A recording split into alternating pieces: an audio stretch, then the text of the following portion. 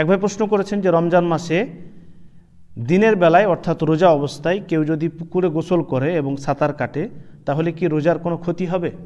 দেখেন, রোজা অবস্থায় সাধারণভাবে পুকুরে গোসল করা, ডুব দেওয়া, সাঁতার কাটা এগুলো রোজার কোনো ক্ষতি করে না, সাধারণভাবে নিষেধও না, শরীয়তের তরফ থেকে নিষেধ না যে আপনি রোজা অবস্থায় গোসল করতে পারবেন না, পুকুরে ডুব দিতে পারবেন না, সাঁতার কাটতে পারবেন না, এতে কোনো অসুবিধা নেই। আপনি হয়তো অতিরিক্ত গরমকালে হয়তো রোজা, তো সে কারণে হয়তো বেশিক্ষণ ধরে আপনি গোসল করছেন, পুকুরে ডুব দিচ্ছেন, এতে কোনো অসুবিধা নেই। এমনকি রাসূল সাল্লাল্লাহু আলাইহি ওয়াসাল্লাম থেকে হাদিস সাহাবিত রয়েছে আবু দাউদে যে গরমের কারণে রাসূল সাল্লাল্লাহু আলাইহি ওয়াসাল্লাম তিনি নিজের উপর পানি ঢেলেছেন, সাহাবায়ে কেরামরা দেখেছেন, হাদিসে বর্ণিত রয়েছে, এভাবেই উল্লেখ করেছেন।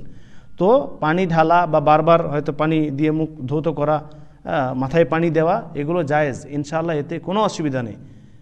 কিন্তু সতর্কতা হচ্ছে যে পানি যেন পেটে না চলে যায়। সতর্কতা সাবধান হচ্ছে যে আপনাকে খেয়াল রাখতে হবে, সতর্ক সাবধান থাকতে হবে যে আপনার নাক দিয়ে বা মুখ দিয়ে পানি যেন পেটে না চলে যায়।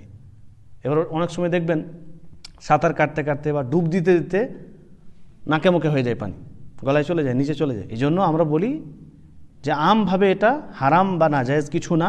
আপনি রোজা অবস্থায় তাড়াতাড়ির মধ্যে গোসল করলেন, ডুব দিলেন, কোনো অসুবিধা নেই, জায়েজ আছে ইনশাআল্লাহ।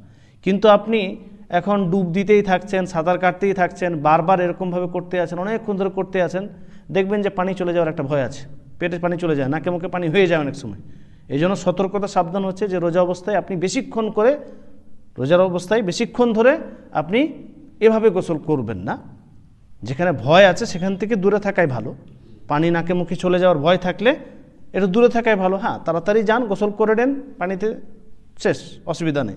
বা আপনি হয়তো গোসলখানাতে গোসল করছেন, সেখানে একটু পানি বেশি ঢাললেন, বেশিক্ষণ ধরে পানি একটু ব্যবহার করলেন, এতে কোনো অসুবিধা নেই। গরম বেশি, হয়তো গরমকালে রোজা, তো এতে কোনো অসুবিধা নেই। কিন্তু আপনি পুকুরে যদি গোসল করেন তাহলে একটু সতর্ক সাবধান হয়ে গোসল করতে হবে।